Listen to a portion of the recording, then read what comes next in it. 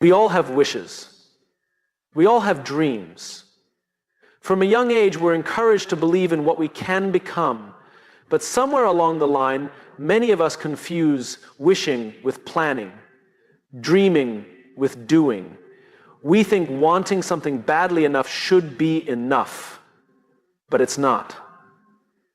The difference between people who set goals and those who achieve them is not intensity of desire, it's clarity of purpose. Let me ask you a question.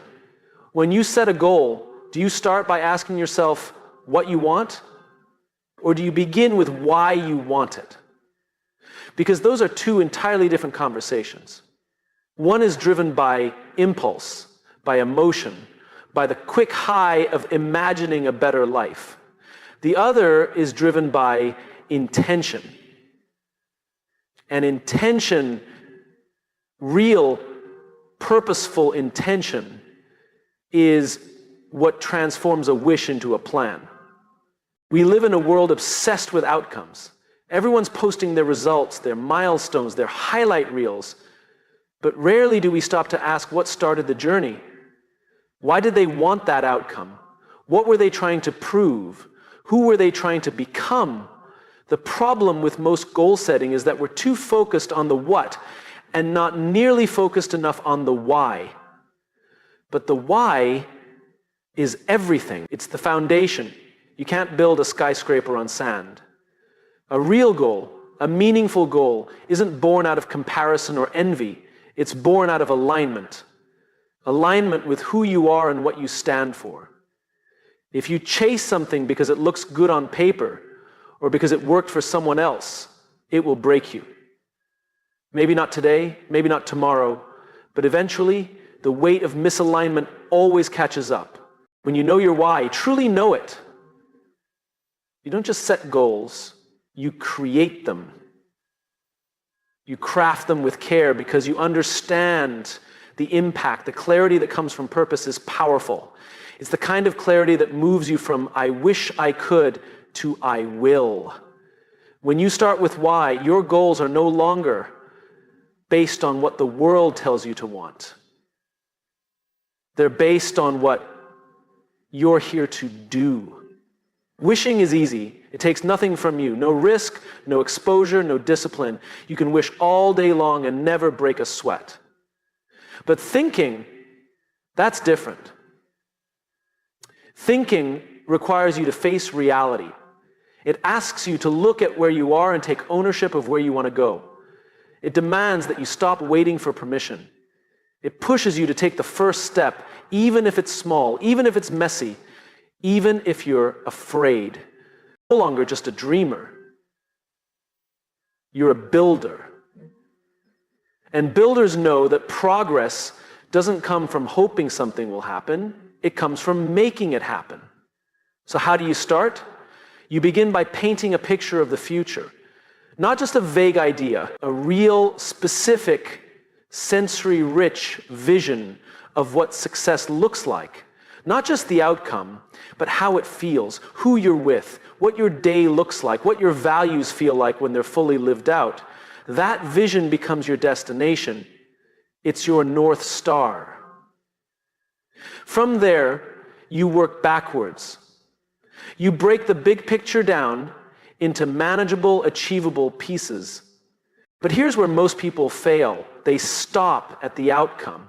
They write the goal down, maybe even build a vision board, but then they never ask, what am I willing to do every day to make this real? That's the difference between dreaming and thinking. Dreaming is a moment. Thinking is a system. Systems win where motivation fails. If you rely on motivation to chase your goals, you'll give up the moment things get hard. And they will get hard. You'll feel tired. You'll feel discouraged. You'll question if it's worth it. And that's when most people quit. Because they were counting on feelings instead of structure. But if you have a system, a set of habits, routines, and non-negotiables, you don't need to feel inspired every day. You just need to follow the plan. Let's be clear, this isn't about hustle culture or toxic productivity. It's about intention. Discipline isn't punishment, it's alignment in action. It's you saying, this matters so much to me, I'm going to build a life around it. There's one more element we don't talk about enough: accountability. You can have the clearest vision, the best system, and the strongest work ethic, but if you keep your goals to yourself, they remain fragile. We're not built to do everything alone. We thrive when we're seen, when someone knows what we're trying to do and they check in, not to judge us, but to remind us, to challenge us, to walk with us. So many people don't follow through, not because they're lazy, but because they're isolated. Share your goal with someone who believes in you. Not someone who will tell you what you want to hear, but someone who will hold up the mirror when you forget your why. Setting a goal is more than writing a sentence. It's an act of commitment. It's a decision to turn a wish into a strategy, to stop saying someday and start saying today. It's not always dramatic. Sometimes it's as simple as waking up 10 minutes earlier, or choosing the harder conversation, or saying no to the easy option. Small choices made consistently, driven by purpose, that's what separates thinkers. Because in the end, it's not about crossing off a list. It's about who you become in the process. Goals are not just about what you get, they're about what you give and who you grow into as a result. The goal itself may change, life may redirect you, but if your thinking is anchored in why, you'll always find your way back to purpose. So don't just wish, think. Think deeper. Think with clarity. Think with courage. And when you do, when you move from wishing to thinking, your goals stop being fantasies. They become your future. One choice at a time, one step at a time, one purpose-led life. We have this tendency to romanticize the dream. We talk about vision boards, manifestation, speaking things into existence. And while there's power in believing, belief alone is not enough. A dream is not a strategy. A wish is not a plan. If we truly want to bring our goals to life, we have to do something uncomfortable. We have to stop fantasizing and start thinking. Thinking is hard. It requires stillness. It demands honesty. And it asks something of us that wishing never does. Intention. Wishing is passive. It's something we do when we're lying in bed, staring at the ceiling, imagining a life where everything just falls into place. But thinking makes you confront the truth. Where am I now? Where do I want to be? And what's the gap in between? We often say we want change. We want to lose the weight, build the business, repair the relationship, write the book.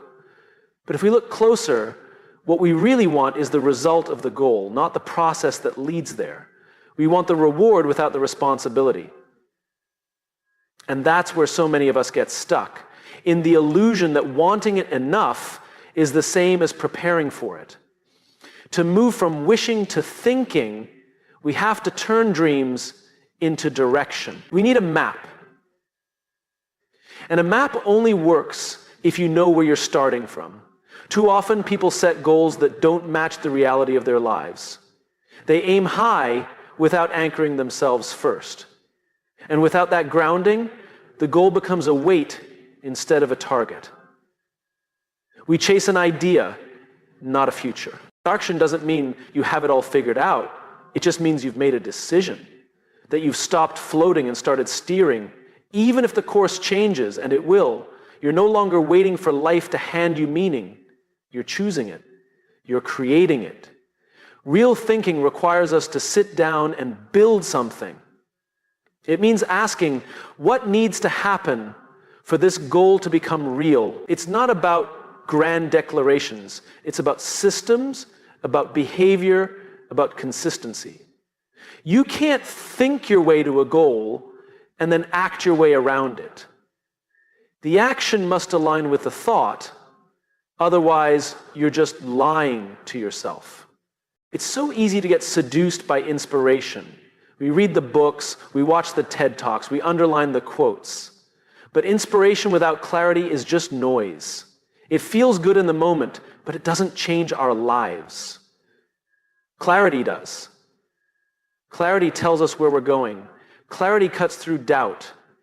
Clarity gives us the ability to say no to distractions, to detours, to the things that don't serve our vision. And clarity isn't found in the rush.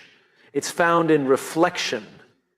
You get clear when you pause long enough to listen, not to everyone else, but to yourself.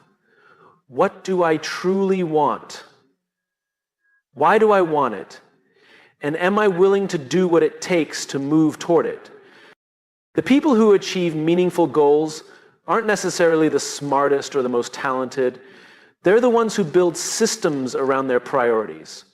They wake up and do the work, even when it's boring, even when it's uncomfortable, even when no one is clapping. Because they're not chasing approval, they're chasing alignment. And alignment is what gives our lives power. So many goals fall apart because they rely on willpower. And the unsuccessful ones go to the corner. Power is the spiritual God's. But willpower is like a battery. It drains. Systems are like solar panels. They recharge. If your plan to reach your goal depends on you always feeling motivated, you will fail. But if your plan is built around structure, around habits, around decisions made in advance, you will thrive even when you don't feel like it. It's in the structure where discipline becomes freedom. When you know what you're doing, when you've built the time for it, when you've removed unnecessary choices, it becomes easier to show up. The goal stops being a pressure point and starts being a process. One step, one habit, one day. That's what thinking gives you. It gives you traction.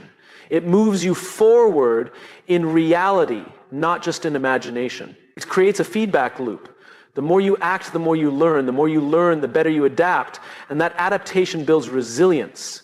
You're no longer relying on hope, you're relying on design. There's something incredibly empowering about thinking clearly. You stop looking around for someone else to save you. You stop waiting for the perfect moment. You stop blaming time, or money, or age, or talent. You realize that the gap between where you are and where you want to be isn't filled by chance. It's filled by intention. Every meaningful goal asks something of you. It will ask you to let go of comfort. It will ask you to do things you've never done. It will ask you to trust yourself, especially on the days you feel like giving up.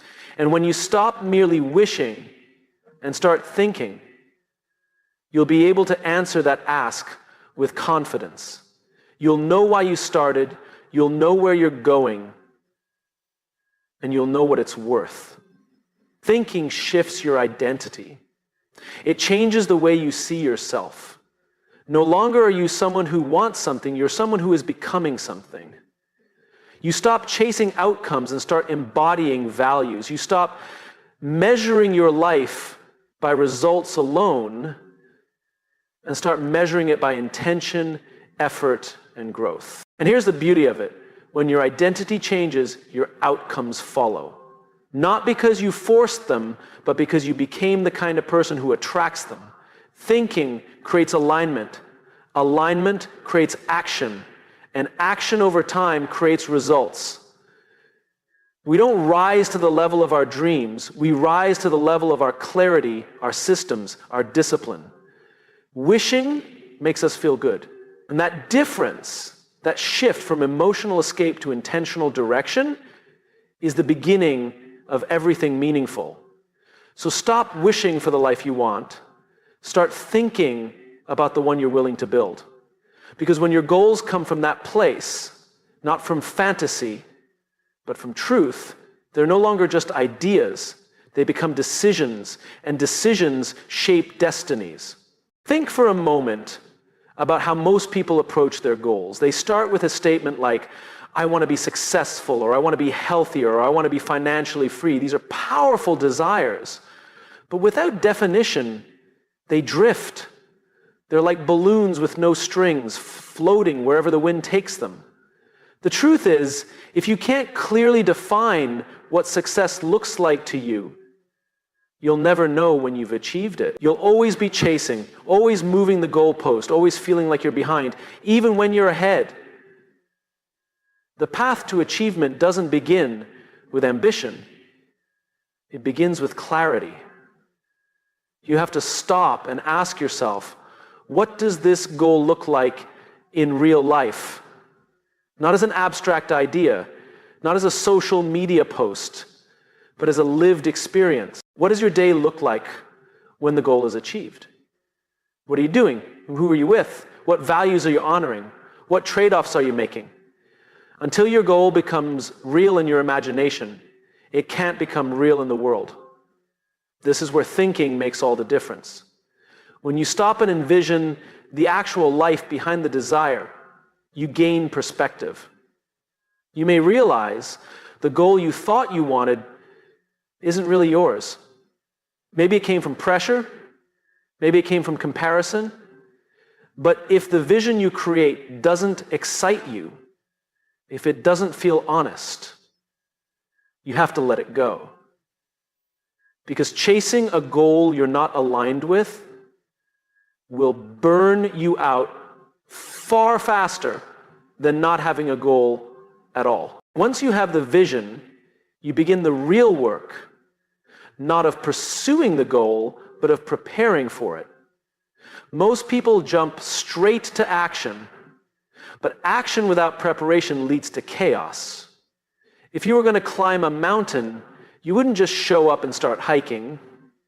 You'd study the terrain, you'd pack supplies, you'd learn the risks, you'd build endurance. Reaching a meaningful goal is no different. Thinking gives you the time and space to prepare, to plan, and to build yourself into the person who can make it all the way. And that begins by reversing the process. Instead of thinking forwards, you think backwards. You start at the summit and work your way down. What had to happen for me to reach this goal? What did I do a week before, a month before, a year before? Who did I need to become to stand there at the top? That backward thinking gives you a path. It reveals the steps. Suddenly, what felt impossible becomes approachable. Not easy, but within reach. It removes the illusion of luck. It shows you the hours, the sacrifices, the moments of doubt. And in that truth, something remarkable happens. You stop idolizing the outcome and start respecting the process. Because the process is where transformation lives. The process is where identity is forged. But knowing the steps isn't enough. You have to bring those steps into your daily life. That's where structure comes in. So many people make the mistake of only scheduling what they have to do for others. Meetings, deadlines, appointments. But they never schedule time to build the life they say they want. And what's not scheduled doesn't get done. If your goal matters to you, it should live on your calendar. Not just in your head. The shift here is massive. When you bring your goal into the rhythm of your day, you begin to take ownership of your time. You start replacing vague intentions with specific commitments. I'll try to work on my side project becomes I'll spend 7 to 8 p.m. tonight developing that idea. That's not just time management, that's integrity. That's alignment between what you say matters and how you behave. It also means being realistic. People overestimate what they can do in a week and underestimate what they can do in a year. Your job is not to do everything all at once. Your job is to do the right next thing. Consistency beats intensity. Doing a little bit every day beats doing everything all at once and burning out. This is how you build momentum. This is how you train your brain to believe, I follow through on what I commit to. The moment you start living this way, something fundamental shifts. You stop being results-driven and start being values-driven. The question changes from, did I hit the goal yet, to, did I show up the way I promised I would? And when you answer yes to that second question enough times, the first one starts taking care of itself. But none of this matters if you keep your goal a secret. There's power and accountability. When someone else knows what you're working toward, it creates a subtle but powerful pressure. Not pressure to impress, but pressure to stay honest. We're much more likely to give up on ourselves than we are to give up in front of someone who believes in us. Tell a friend. Share it with a mentor. Ask someone to check in. Not to judge, but to support. And when things get tough, and they will, you'll need that support. You'll need the reminder that this journey was never about perfection. It was about progress. That you don't have to be flawless. You just have to stay in the game. Thinking gives you the strength to stay grounded when the emotions get high. When doubt creeps in, when fear rises, when the voice in your head tells you to quit, thinking reminds you why you started. It reminds you that you chose this path and that it's worth finishing. The real magic of setting goals through thinking instead of wishing is that it transforms you. It takes you from someone who reacts to someone who creates. From someone who waits for opportunities to someone who builds them. From someone who hopes life will change to someone who chooses to change it. At the end of the day, a goal isn't a finish line, it's a direction. It's a statement to the world and to yourself about the kind of life you want to live, the kind of person you want to become. And when your goals are rooted in thinking, in clarity, in systems, and in truth, they're not just wishes anymore. They're blueprints. And from those blueprints, you can build anything. There's a moment that happens to all of us, a quiet moment. You're alone, no distractions, just you and your thoughts. And something inside whispers, you were meant for more than this. That voice isn't asking you to hustle harder or work longer. It's asking you to look deeper, to recognize that a life of meaning isn't given to you, it's shaped by what you choose to pursue. And yet, so many of us hear that voice and then do nothing. Not because we don't care, not because we don't want change, but because we don't know where to start. We get overwhelmed. We confuse motion with progress. We keep ourselves busy with tasks that don't matter, hoping they'll magically lead us somewhere worth going. But the truth is, until we stop and ask ourselves the hard questions, we're just running in circles. This is why setting a goal can feel terrifying, because in that one act, we're forced to admit what we really want. And for many, that kind of honesty is rare. It exposes us. If we admit what we want, we also have to face the fear of not getting it. And so we settle. We play it safe. We keep our goals vague. I just want to be happy. I want to make more money. I want to do something meaningful. These aren't goals. They're wishes with no compass. But here's the difference between a wish and a goal. A wish floats. A goal moves. And it moves us, but only if it's rooted in intention, not ego. A real goal isn't about proving something. It's about building something. It's not about the recognition. It's about the alignment between who we are and who we're becoming. That alignment only begins when we stop asking, what should I do? And start asking, what kind of life do I want to lead? When you know what kind of life you want to live, the goals reveal themselves. They rise from within, not from outside influence. They're not based on trends or timelines. They're based on truth. The people who live with the most clarity didn't get there by accident. They spent time with their thoughts. They learned to sit in silence long enough to hear their own voice. Not the voice of the crowd, not the expectations of others, but the quiet certainty of purpose. They realized that setting a goal isn't about adding pressure. It's about creating direction. It's about choosing a path that honors your values and demands your growth. And that's why the most powerful goals aren't the ones that impress people. They're the ones that transform you. They ask you to become someone you're not yet. Not in a way that erases who you are, but in a way that calls forward the parts of you that have been dormant. Courage, discipline, patience, humility. These aren't things we're born with. They're things we develop by pursuing something that matters. And if it matters, you'll make time for it, not because it's convenient, but because it's essential. One of the most honest ways to measure whether a goal is real for you is to look at your calendar. Do you see it there? Do you see time carved out to think, to act, to grow in that direction? Because if you don't, the goal is just a nice idea, not a commitment. We often think commitment is about intensity, making bold declarations, working late nights, burning ourselves out in the name of progress. But real commitment is quiet. It's measured, not in bursts, but in rhythm. It's found in the person who shows up when it's boring, who takes small steps when no one's watching, who stays consistent when the excitement fades. This is where the thinking matters, because without it, we chase inspiration, not instruction. We move from one shiny idea to the next, but when we take the time to think, really think, we stop reacting to life and start designing it.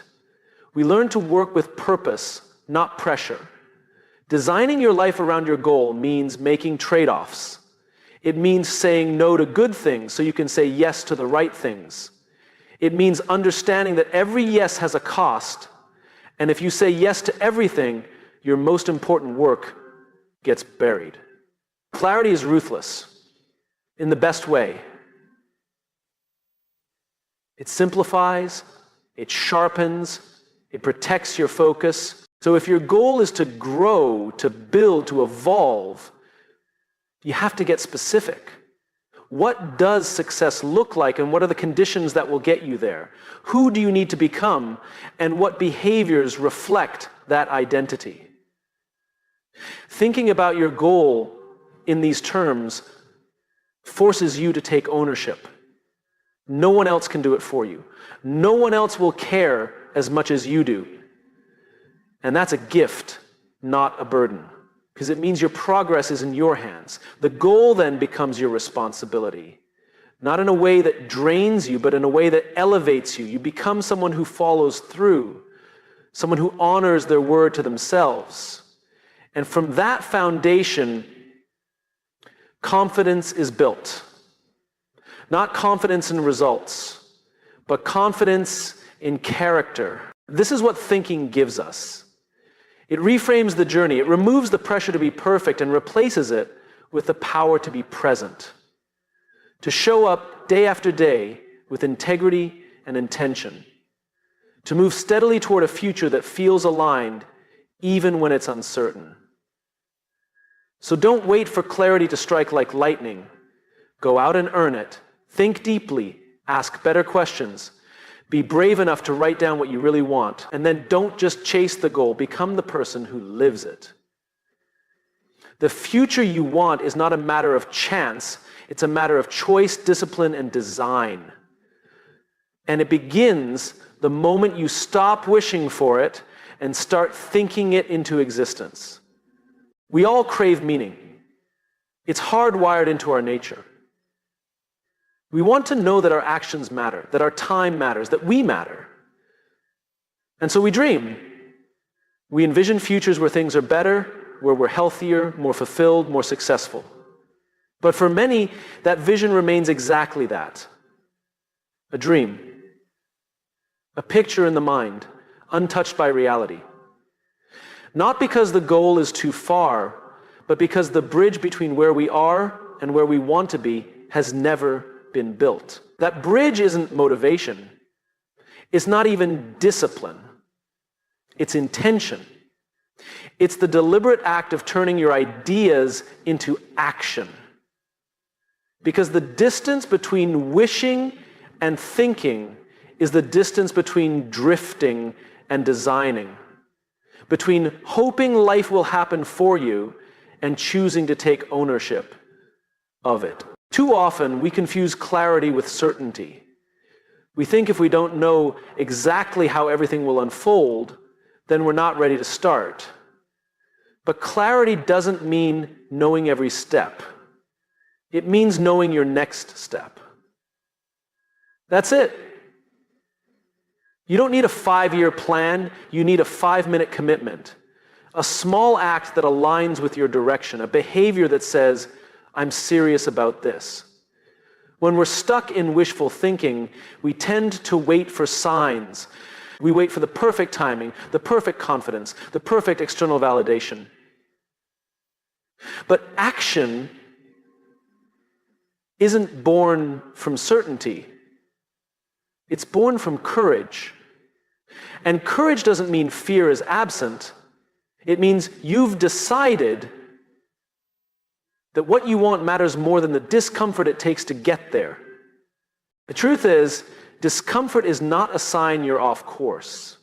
It's often the clearest indicator that you're growing. Every worthwhile goal demands that you leave comfort behind, that you stretch yourself into unfamiliar territory, not recklessly, but with resolve, with the quiet, persistent belief that you are capable of more than your circumstances suggest. And you are. But capability is not what separates those who succeed from those who don't. It's consistency. You can have all the talent in the world, but if you only show up when you feel like it, you'll lose to someone less talented who shows up every day. The people who achieve their goals aren't always the smartest or the fastest. They're the ones who keep going when others stop. They've made peace with the grind. They've embraced the boredom of repetition. They've built systems that support their ambition. That's what thinking does. It replaces intensity with consistency. It shifts your focus from the finish line to the system, from the result to the routine. Because when your actions are built on systems, progress becomes inevitable, not linear, not glamorous, but inevitable. Every system you build becomes a vote for the person you're becoming. Every habit you nurture becomes a signal to your brain, this is who I am now. But systems aren't glamorous, they're not shareable. You don't get applause for writing in your journal every morning, or for blocking 30 minutes to work on that project nobody sees. But those are the moments that matter, not because anyone's watching, but because you are. And every time you honor your commitment to yourself, you build trust. Quiet, personal trust. The kind that says, I can rely on me. We live in a world obsessed with goals. But goals without identity are fragile. When your goal is just a number, a title, or an outcome, it's easy to abandon it when things get hard. But when your goal is tied to who you are, when it becomes an expression of your values, it gains resilience. You no longer chase it for approval, you pursue it because it aligns with your character. And that's the shift. You stop asking, what do I want to achieve, and start asking, who do I want to become? And once you answer that, the actions follow. If you want to be someone who creates, then you create daily. If you want to be someone who leads, then you lead where you are. You don't wait for the title. You don't wait for the spotlight. You start now in the shadows when it's hard, when no one notices. Because becoming happens in the doing, and doing requires energy. That's why the people who make real progress protect their energy as fiercely as they protect their time. They understand that burnout doesn't just come from doing too much, it comes from doing too much of the wrong things. So they get clear, they choose their battles. They say no with confidence, not guilt. Because every yes to something meaningless is a no to something essential. If you want your goals to move from thought to reality, you have to be ruthless with your priorities. Not in a cold or selfish way, but in an intentional one. You have to decide what matters most and then build your life around it. That means cutting distractions. That means simplifying. That means aligning your environment, your tools, and your routines with your mission. It means not just thinking differently, but living differently. And yes, you will have setbacks. You will stumble. There will be days where doubt feels louder than belief. But here's the thing.